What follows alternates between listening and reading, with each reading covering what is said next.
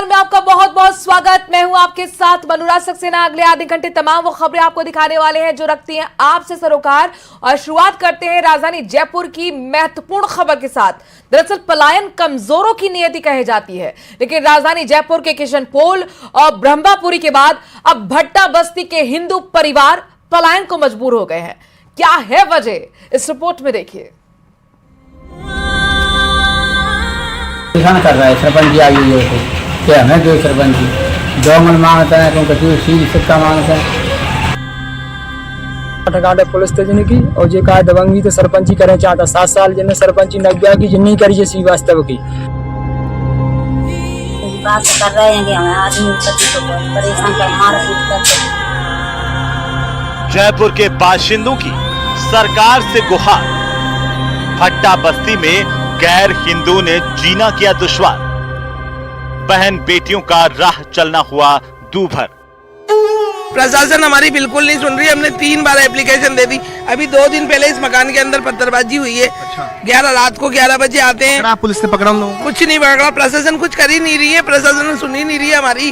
हम कहाँ जाए बताओ, हम कहाँ जाए? अगर प्रशासन हमारी नहीं सुनेगी, हमारे 8 दिन का टाइम दिया है, हम धरना प्रदर्शन करेंगे। पुलिस से मदद की हर फरियाद गई बेकार। पुरखों की जमीन से पलायन को हुए मजबूर।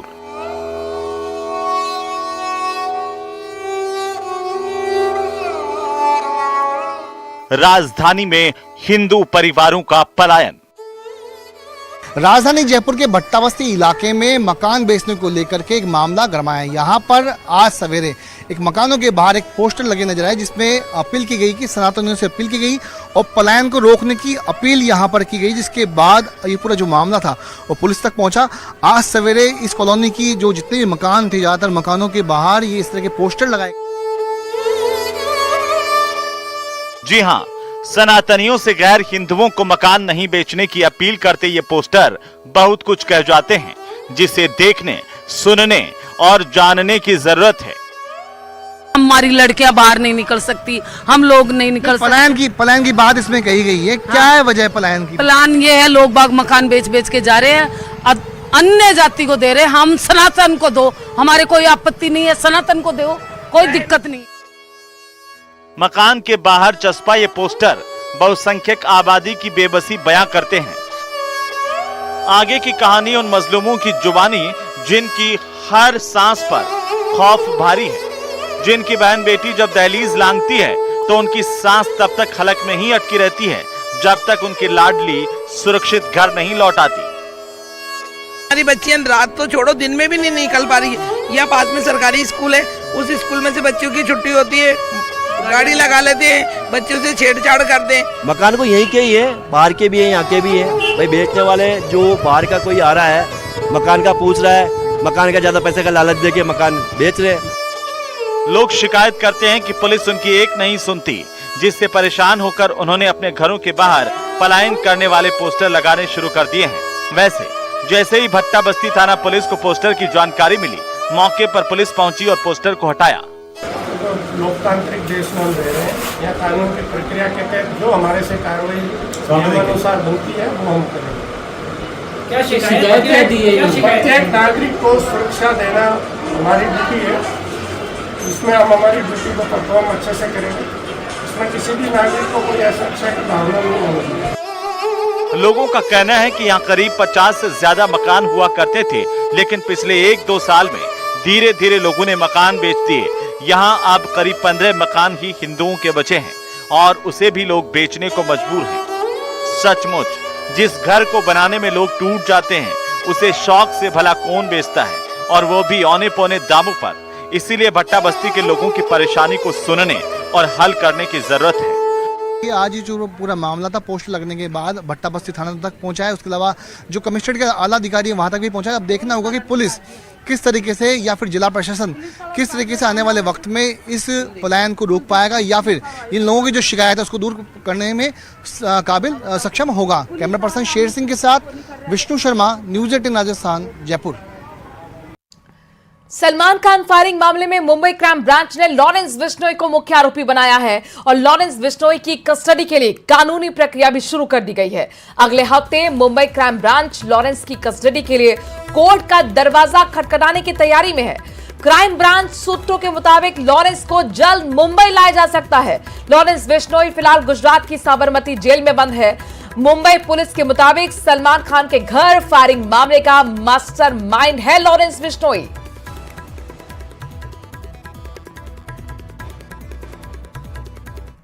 एक्टर सलमान खान के घर पर हुई फायरिंग मामले में सलमान खान और उनके भाई अरबाज खान के बयान दर्ज कर लिए गए हैं। मुंबई पुलिस ने सलमान खान का बयान कुल 9 पन्नों में जबकि अरबाज खान का बयान 4 पन्नों में दर्ज किया है।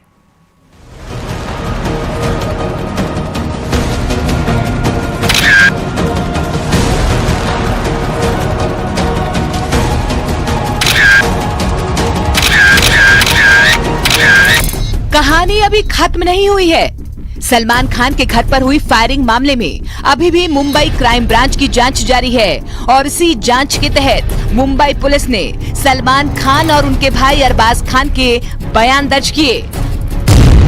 मुंबई पुलिस के सवाल, सलमान खान के जवाब। सलमान और अरबाज से पूछे 150 सवाल। फायरिंग से कुछ घंटे पहले हो रही थी पार्टी। उस दिन जब फायरिंग हुई उससे कुछ घंटे पहले ही सलमान खान के घर पर पार्टी चल रही थी और जब फायरिंग हुई सलमान खान अपने उसी घर में सोए हुए थे। इतना ही नहीं, फायरिंग होते ही सलमान खान की नींद टूट गई। 4 जून को मुंबई पुलिस ने 4 घंटे तक सलमान खान से और 2 घंटे तक अरबाज खान से कुल 150 सवाल किए और उन सवालों के जवाब में जो बयानात सामने आए वो चौंकाने वाले हैं और सलमान के हर एक चाहने वाले को डरा देने वाले हैं, क्योंकि जब फायरिंग हुई उस वक्त सलमान खान अपने घर में ही मौजूद थे और आगे की जो जानकारी सलमान खान ने मुंबई पुलिस को दी वो सुनेंगे तो हैरान रह जाएंगे। फायरिंग वाले दिन 14 अप्रैल को अपने घर में मौजूद थे सलमान खान। फायरिंग से कुछ देर पहले सलमान खान के घर में पार्टी चल रही थी।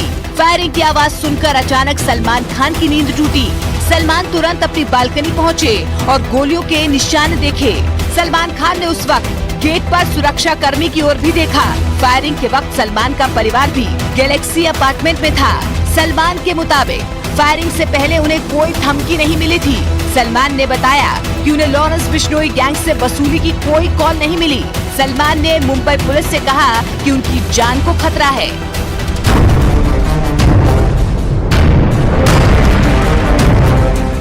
मुंबई क्राइम ब्रांच ने सलमान खान के भाई अरबाज खान का बयान इस मामले में एक गवाह के तौर पर दर्ज किया है। अरबाज खान से फायरिंग वाली घटना के साथ साथ पिछले दिनों धमकी भरा लेटर मिलने पर भी सवाल पूछे गए। 4 जून को 12 बजे सलमान खान के घर पर उनका बयान दर्ज किया गया। क्राइम ब्रांच के 4 अफसरों ने दोपहर 12 बजे से शाम 6 बजे तक सलमान और अरबाज से सवाल किए।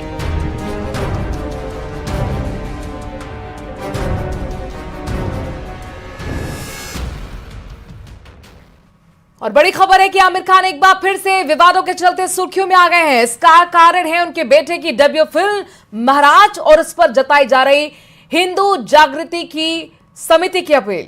महाराज के पुणे में हिंदू जन जागृति समिति के कार्यकर्ता सड़क पर उतर आए हैं। अभिनेता आमिर खान के बेटे जुनैद खान के खिलाफ प्रदर्शन करने लगे।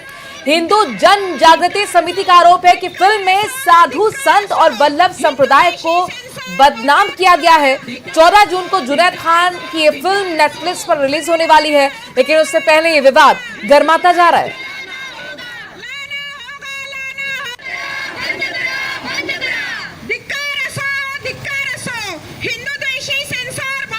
फिल्म का यदि आप पोस्टर देखेंगे तो उसके अंदर एक हिंदू साधु संत को उसके अंदर दर्शाया गया है और ऐसे ये कहा जाता है कि ऐतिहासिक रूप में ब्रिटिश काल में एक हिंदू साधु के विरुद्ध जो केस हुई थी उसके बारे में ये सिनेमा होगा। यदि हिंदू साधु संत या हिंदू धर्म को बदनाम करने वाला कोई दृश्य होगा तो निश्चित रूप से हिंदू जन जागृति समिति उसका प्रखर विरोध करेगी। वहीं कथावाचक पंडित प्रदीप मिश्रा विवादों में घिर गए हैं। श्री राधा रानी पर की गई टिप्पणी से मथुरा में संत नाराज है। देश के दो बड़े संत आमने सामने हैं। राधा रानी पर कैसा छिड़ा है रण, देखिए इस रिपोर्ट में। प्रदीप मिश्रा का विरोध करना चाहते हैं, वो लोग राधा रानी की आड़ में बदनाम करना चाहते हैं। बरसाने का प्रसंग, राधा रानी पर रण। किशोरी जी के विषय होश में बोलना हमारा जीवन है, हमारा सर्वस्व है।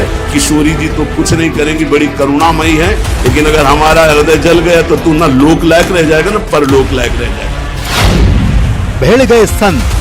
प्रसिद्ध कथावाचक उन्होंने श्री राधा रानी के ऊपर कुछ बातें कही हैं जो कि आपत्तिजनक। हम सब लोग आज एसएसपी साहब के यहाँ FIR कराने के लिए, शिकायत दर्ज कराने के लिए यहाँ पर आए हैं। छिड़ गई जंग। पंडित प्रदीप मिश्रा और प्रेमानंद जी महाराज देश के दो बड़े संत, जिनकी वाणी हर रोज लाखों लोग सुनते हैं। इनसे धर्म के मार्ग पर चलना सीखते हैं, लेकिन ये दोनों खुद आमने सामने हैं। प्रभु का गुण गाने वाले क्रोध से तमतमा रहे हैं।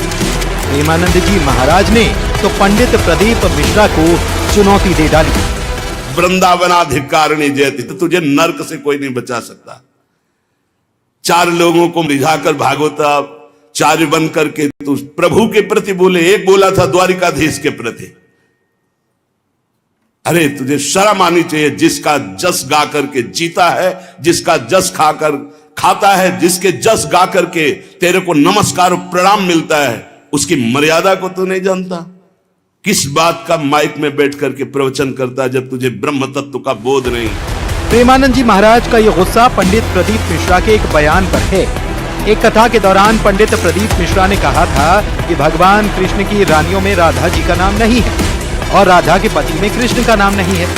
पंडित प्रदीप मिश्रा ने राधा रानी के जन्म स्थान पर भी टिप्पणी की और कहा कि राधा रानी बरसाने की नहीं। इस बात से प्रेमानंद जी महाराज का गुस्सा भड़क उठा। कहते हैं कि बरसाने में नहीं, कभी सामना पड़ा नहीं संतों से, वही चार को घेर कर पैर पुजवाता रहा, इसलिए जानता है तो बहुत बड़ा भागवत प्रवक्ता है। श्री जी को कुछ जान जाएगा। प्यारोढ़ुम क्षमते न अच्छी सुखादे नाम तो ध्यानगम, जो भगवान शंकर और ब्रह्मा सुखादि के भी ध्यान में नहीं आने वाली है, वो हमारी लाडली जो है। और रही बरसाने की बात, श्री जी बरसाने में है कि नहीं, तो अभी कितने ग्रंथों का स्वाध्याय किया है। ये 4 श्लोक पढ़ लिए, भागवत प्रवक्ता बन गए। जो मन आया सो नरक जाओगे। ध्यान रखना, वृंदावन की भूमि से गरज कर कह रहा हूं। पंडित प्रदीप मिश्रा को प्रेमानंद जी महाराज ने चुनौती दी। कहा कि वो न लोक के लायक रह जाएंगे न परलोक के लायक रह जाएंगे। प्रेमानंद महाराज ने ये भी चेतावनी दी और कहा कि पंडित प्रदीप मिश्रा बरसाने जाकर दंडवत करें। बोलने का अधिकार पहले सीख। पहले रसिकों की चरणामृत पियो, चरण रज लगा, उनकी जूठन खा, तब तेरे में सामर्थ्य आएगी राधा बोलने की। भोली भाली किशोरी को ऐसा मत समझ लेना। उनके जन ऐसे हैं कि तुम्हारे सर्वनाश करने में बिल्कुल समर्थ हैं। एक संकल्प में न तो लोक लायक रह जाएगा न परलोक लायक रह जाएगा। ये चापलूसी संसार वालों को तुम रिझा सकते हो, लेकिन कभी श्री जी के विषय में कोई ना बोले। नहीं, ऐसा न समझे उनकी ऐसी शक्तियां हैं कि तुम किसी का देख लेना, किसी काम का नहीं रह जाएगा। ये सांप नहीं है, ये परिणाम बोल रहा हूं, माइक से बोल रहा हूं, चिल्ला के बोल रहा हूं। कोई नहीं बचा सकता उसको। या तो जाए बरसाने और साष्टांग दंडवत होकर महारानी जी के सामने घुटने टेक दे कि मेरे से गलती हो गई, मैं आपकी महिमा को नहीं जानता, तो अत्यंत दयालु कृपालु लाडली क्षमा। प्रेमानंद जी महाराज के इस गुस्से का जवाब पंडित प्रदीप मिश्रा ने दिया। उन्होंने कहा कि मां राधा रानी को लेकर जो कुछ कहा था वो धार्मिक पुस्तकों के आधार पर कहा था, लेकिन सोशल मीडिया पर उसे तोड़ मरोड़ कर पेश किया गया। पंडित प्रदीप मिश्रा ने कहा कि ब्रजवासियों को भ्रमित किया जा रहा है। आज उन ब्रजवासियों में कुछ लोग ऐसे घुस गए हैं जो इस शिवपुराण का विरोध करना चाहते हैं, इस व्यासपीठ का विरोध करना चाहते हैं, प्रदीप मिश्रा का विरोध करना चाहते हैं। वो लोग राधा रानी की आड़ में बदनाम करना चाहते हैं, और ब्रजवासी इतना भोला है कि वो समझ नहीं पा रहा। आप कहो जिस दिन राधा रानी के चरणों में आकर दंडवत कर लूं, आप बोलो जितने दिन तक राधा रानी के चरणों में पड़ा रहूं, मेरी माँ है वो, उससे मेरा बैर नहीं है। जो कुछ बोलूंगा प्रमाण से बोलूंगा, बिना प्रमाण के कुछ नहीं बोलूंगा। और जिस महाराज को प्रमाण चाहिए, कुबेरेश्वर धाम खुला पड़ा है, आ जाओ और प्रमाण लेकर जाओ। श्री राधा रानी पर की गई टिप्पणी से मथुरा में संत भी नाराज और कथावाचक पंडित प्रदीप मिश्रा पर कार्रवाई की मांग कर रहे हैं। हम सब लोग आज एसएसपी साहब के यहाँ एफआईआर कराने के लिए, शिकायत दर्ज कराने के लिए यहाँ पर आए हैं। हमने उस प्रदीप मिश्रा से कहा है कि यहाँ करके राधा रानी से क्षमा मांगे अथवा हमारे साथ आकर के साथ करे। यदि वो अपनी बात को सिद्ध कर देगा तो हम अपनी बात को वापस ले लेंगे। प्रसिद्ध कथावाचक हैं, उन्होंने श्री राधा रानी के ऊपर कुछ बातें कही हैं जो कि आपत्तिजनक है। इसको दृष्टिगत रखते हुए उन्होंने कुछ साक्ष्य भी उपलब्ध कराए हैं, पेन ड्राइव और कुछ स्क्रीनशॉट्स के माध्यम से। तो मेरे द्वारा एसपी देहात को इस प्रार्थना पत्र की जांच दी गई है और निर्देशित किया गया कि जो तथ्य इनके द्वारा जो साक्ष्य दिए गए हैं उनका परिशीलन किया गया। राधा रानी पर बयान देकर पंडित प्रदीप मिश्रा मुश्किल में पड़ गए। प्रेमानंद जी महाराज तो नाराज हैं ही, संत समाज ने भी उनके खिलाफ मोर्चा खोल दिया है। मामला पुलिस तक पहुंच चुका है और कार्रवाई की मांग की जा रही है। Bureau report, news 18। और अब आपको मथुरा के बाद लिए चलते हैं राजस्थान के बाड़मेर, जहां पर एक बुजुर्ग महिला को मृतक बताकर उसकी 202 बीघा जमीन पर कब्जा करने का मामला सामने आया, जिसके बाद पीड़ित महिला ने शिव थाने में जाकर आरोपी ससुराल वालों के खिलाफ केस दर्ज कराया है और पुलिस से मदद की गुहार लगाई है।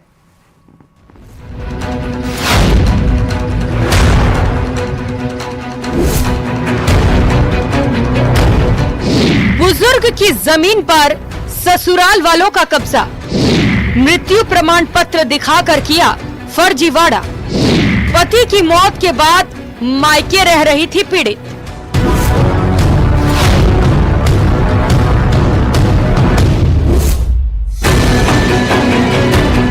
यह है बुजुर्ग महिला समधा देवी। पति का मौत जिसके बाद वो मायके रहने चली गई। इनका आरोप है कि पति की मौत के बाद उनके हिस्से की 202 बीघा जमीन उनके नाम पर ट्रांसफर हो गई, लेकिन ससुराल वालों ने उसकी गैर मौजूदगी में जमीन को हड़प लिया। महिला का आरोप है कि उसका मृत्यु प्रमाण पत्र बनाकर ऐसी षड्यंत्र रची गई। बाड़मेर जिले के सिऊ थाना क्षेत्र के नागरदा गांव में एक बड़ा मामला सामने आया है, जहां पर विधवा महिला को मृत बताकर उसके ससुराल पक्ष द्वारा 202 बीघा जमीन हड़प ली गई और वह भी कूटनीतिक दस्तावेजों के माध्यम से। मामला बाड़मेर के शिव थाना क्षेत्र के नागरदा गांव का है, जिसका खुलासा एडीएम की रात्रि चौपाल में हुआ, जहां महिला को कागजों में मरा हुआ बताकर ससुराल पक्ष ने 202 बीघा खातेदारी की जमीन अपने नाम करवा ली। इसका खुलासा होने के बाद पीड़ित बुजुर्ग ने शिव थाने में 2 लोगों के खिलाफ मामला दर्ज कराया है। समदा वाइफ ऑफ हरजीराम प्रजापति ने रात्रि चौपाल के दौरान एक लिखित रिपोर्ट दी थी कि मेरे ही रिश्तेदार दानाराम पुत्र आमाराम के परिवार के लोगों ने फर्जी मृत्यु प्रमाण पत्र बनाकर करीब 202 बीघा हड़पने का एक लिखित रिपोर्ट दी थी, जिसके आधार पर थानाधिकारी शिव को उसी समय प्रकरण दर्ज करने के निर्देश दिए गए थे, जिन्होंने प्रकरण दर्ज कर लिया है और इसमें अनुसंधान जारी।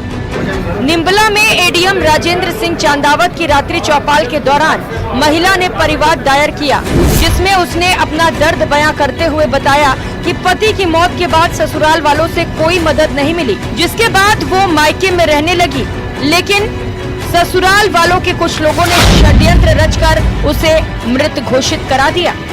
पीड़िता की शिकायत पर एडीएम ने एसडीएम शिव को इस प्रकरण की जांच कर कार्रवाई के निर्देश दिए हैं।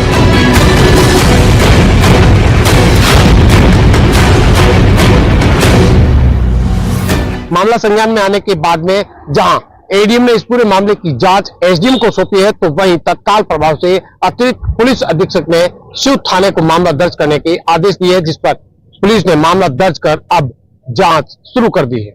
कैमरा पर्सन गणपत के साथ प्रेमनंद था, न्यूज़ 18 बाड़मेर।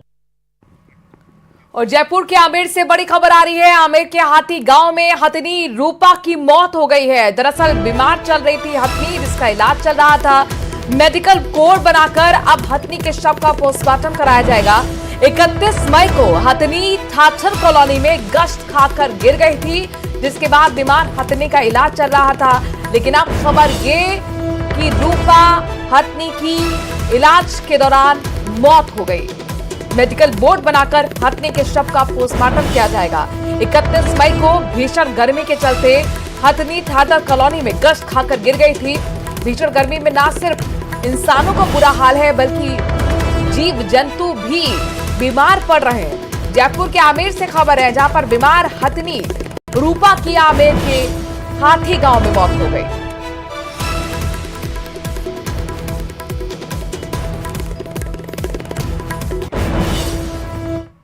और प्रदेश में आंगनबाड़ी की तस्वीर बदलने वाली है, जिसको लेकर महिला और बाल विकास विभाग एक्शन मोड में है। जिले के तमाम अधिकारियों को आंगनबाड़ी की स्थिति का रिपोर्ट कार्ड तैयार करने के लिए कहा गया है।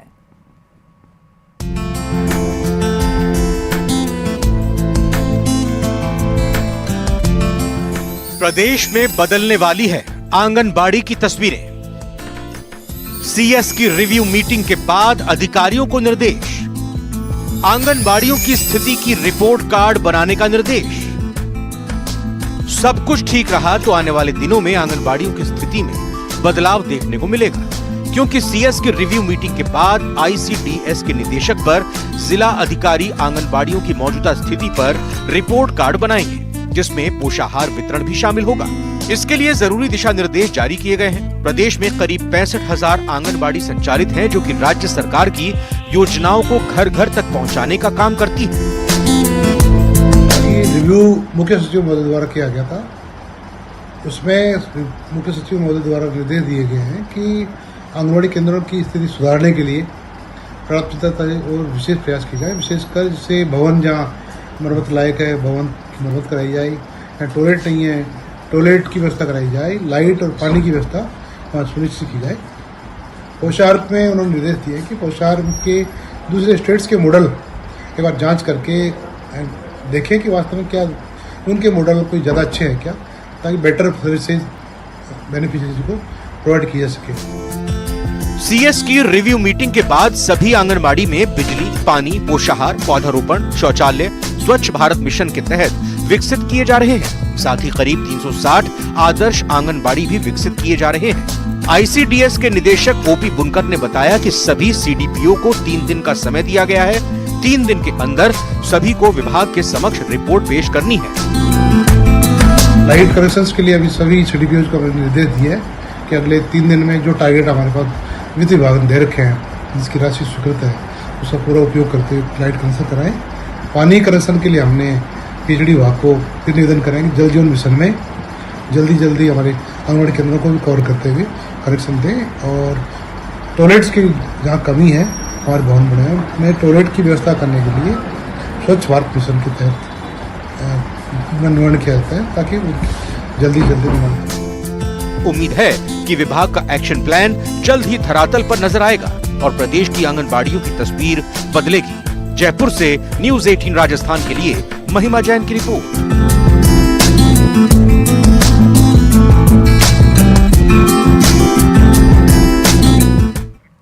और दिल्ली से बड़ी खबर है, नीट मामले पर सुप्रीम कोर्ट में सुनवाई हुई है। सुप्रीम कोर्ट ने नीट मामले पर नोटिस जारी किया है। सुप्रीम कोर्ट ने नीट मामले पर 2 हफ्ते में जवाब मांगा है। 8 जुलाई को अब अगली इस मामले में सुनवाई होगी। अपने दर्शकों को बता दें कि एनटीए जो एजेंसी नीट की परीक्षा का आयोजन करती है, उसको नोटिस जारी करते हुए सुप्रीम कोर्ट ने 8 जुलाई तक जवाब मांगा है। 2 हफ्ते के अंदर एनटीए को जवाब देना होगा, जिसके के आधार पर अब 8 जुलाई को इस मामले में महत्वपूर्ण सुनवाई होगी। और इसी खबर के साथ इस बुलेटिन में आज के लिए इतना ही। बाकी खबरों के लिए बने रहिए न्यूज़ 18 राजस्थान के साथ। नमस्कार।